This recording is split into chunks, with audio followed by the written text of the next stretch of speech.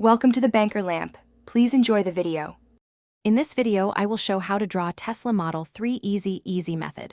Start by placing your reference photo at eye level and lightly mark the car's overall rectangle. Divide that rectangle into thirds horizontally to place wheels and cabin. Sketch the wheelbase as 2 circles, then connect them with gentle curves for body panels. Keep lines loose, refine major shapes, and erase construction marks as you progress toward detailing and shading. Begin with proportional blocks to nail the Tesla Model 3 stance and feel.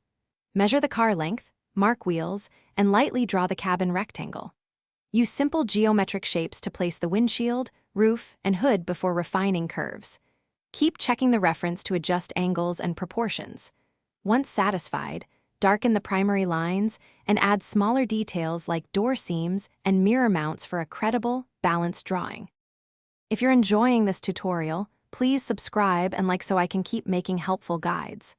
Quick recommendation: those leak-proof meal prep containers are a game changer for studio snacks and messy paint days, and they save time between steps.